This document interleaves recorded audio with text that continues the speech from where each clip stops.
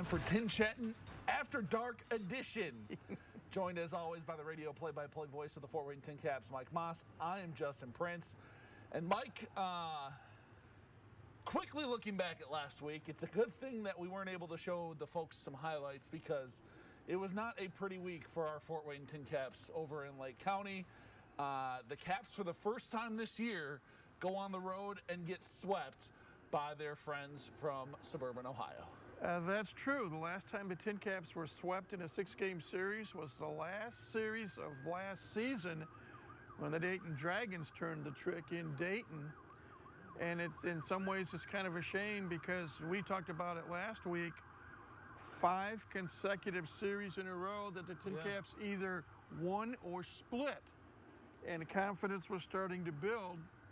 And unfortunately, Lake County is a team on a mission right now. They are in a full-scale battle with West Michigan to see who's going to win the second half in the Eastern Division of the Midwest League.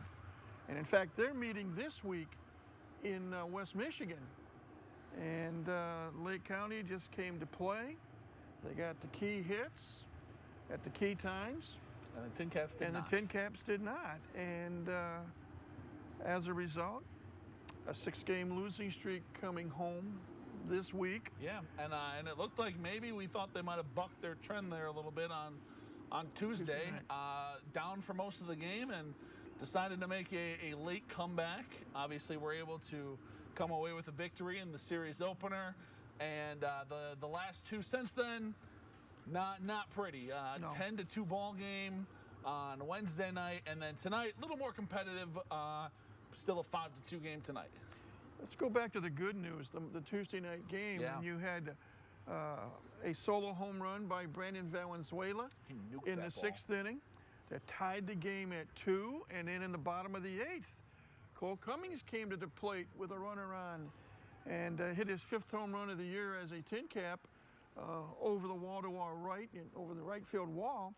And the TinCaps came out with a come-from-behind 4-2 win. You know, you talked about the good stuff, and you know we know the struggles that this group has been through just with the amount of call-ups and trades and everything that's happened. But the image that still stands out to me from Tuesday night there, Mike, was when Cole hit that home run, coming around third base. You can see the excitement, Mike. Yep. You know, this still means a lot to these guys, and they want to go out there and they want to perform well, and they still want to win. And it's good to see, you know, the enthusiasm and the fire a little bit, despite the struggles that they've had here, you know, especially over the last, you know, couple of weeks since everything kind of went down. The other thing about Tuesday night on the positive side, the bullpen had 6 scoreless innings of relief. Yeah. Efrain Contreras started and went the first 3 innings, and then the bullpen came to the forefront, especially Gabe Morales, who had 4 scoreless innings of relief, and I believe he struck out 9.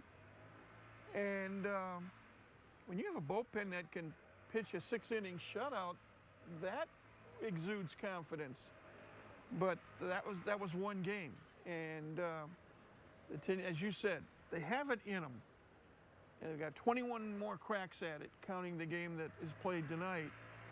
And you just got to see, I mean, that's the challenge for Brian Esposito, to somehow keep this team focused to try to do their best each and every time out over the last 21 games of the season. Yeah, obviously, you know, the TinCaps well out of playoff contention at this point.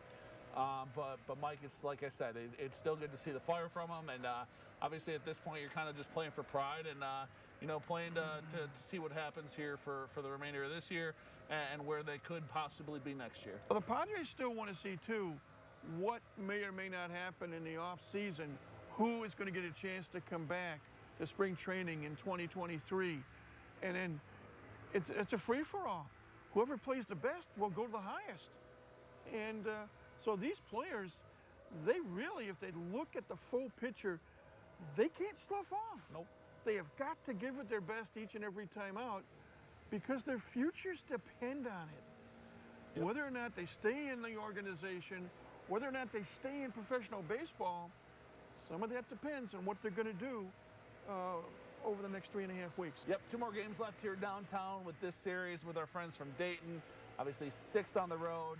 next week up at Great Lakes before they come back for their final homestand of the season. That's going to do it for this edition of TinChattin. As always, he is Mike Maahs. I'm Justin Prince.